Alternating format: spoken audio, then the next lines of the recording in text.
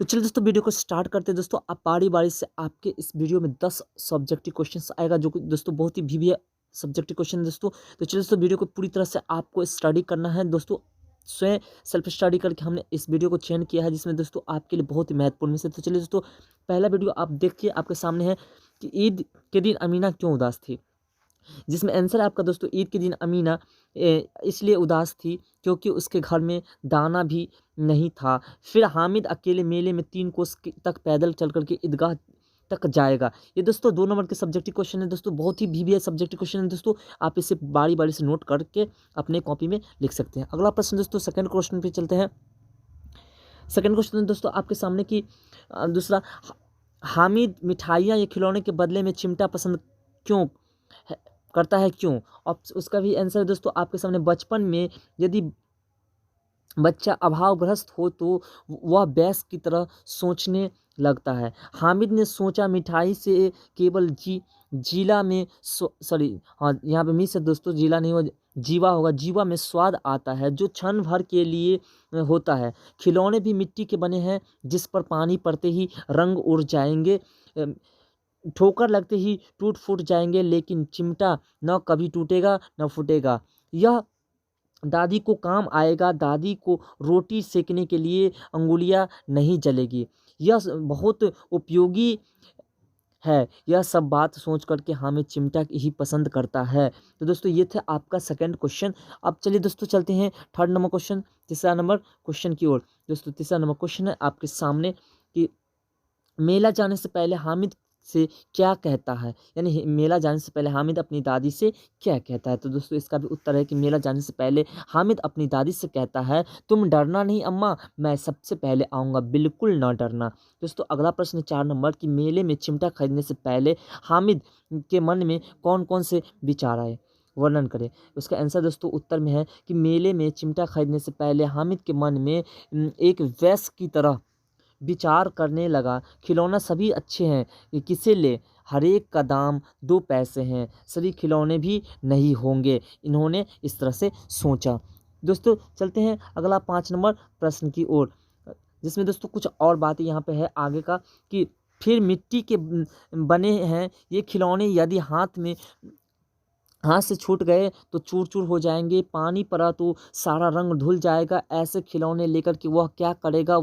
जब वह लोहे की दुकान पर जाता है तो चिमटा देखते ही वह विचारने लगता है, दादी के पास चिमटे नहीं हैं। तवे से रोटियां उतारते समय उसके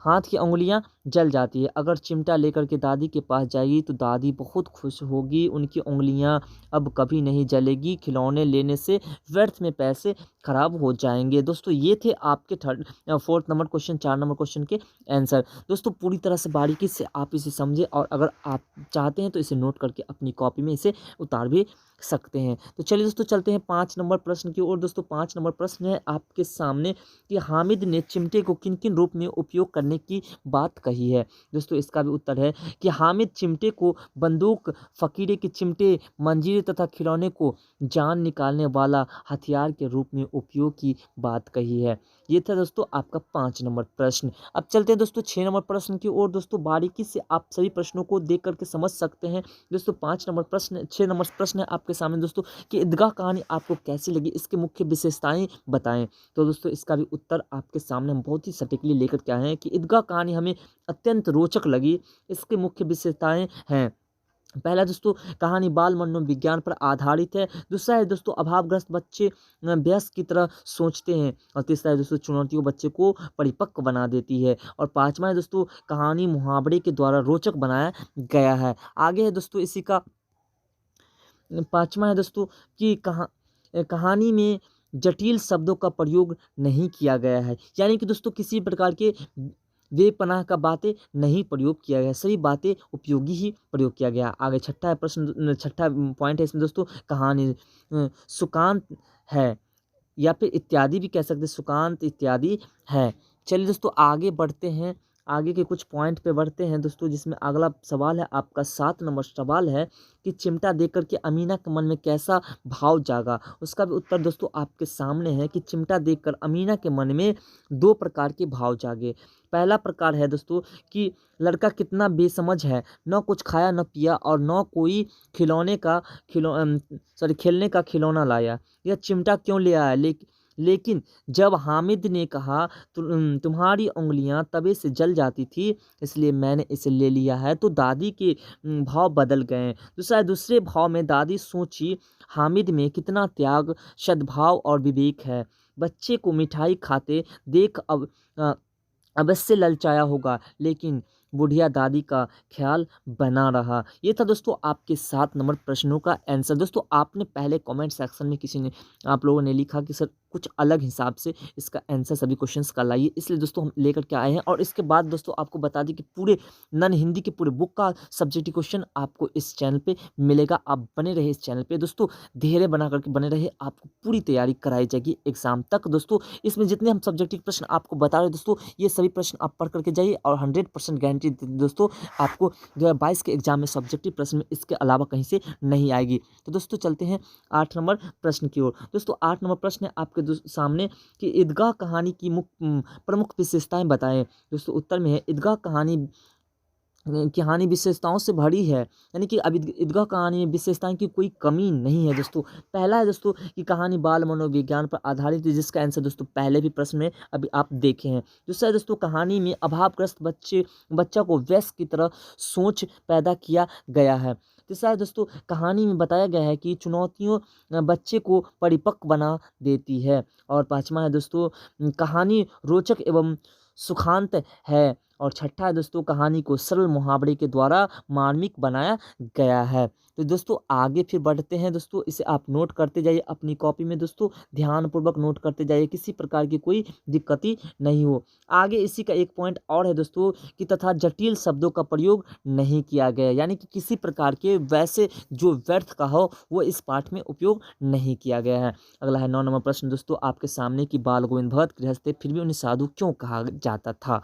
दोस्तों इसका भी आंसर आपके सामने है कि बाल गोविंद भगत बेटा पतोहू वाले गृहस्थ थे, लेकिन उनका आचरण साधु जैसा था। साधु आडंबरों या अनुष्ठानों के पालन के निर्वाह से नहीं होता। यदि कोई जटाजूट बंधा ले तो साधु नहीं हो सकता। वस्तुतः साधु वह है जो आचरण में शुद्धता रखता है। बाल गोविंद भगत की दिनचर्या, कर्मनिष्ठता और आत्मज्ञान उन्हें साधु बना दिया था। दोस्तों बता दें आपको कि वेशभूषा बदल लेने से साधु नहीं कहलाते हैं, जटाजूट बढ़ा लेने से साधु नहीं कहलाते हैं। तो यही बात है आपके 9 नंबर प्रश्न का। अब चलते हैं दोस्तों 10 नंबर प्रश्न की ओर।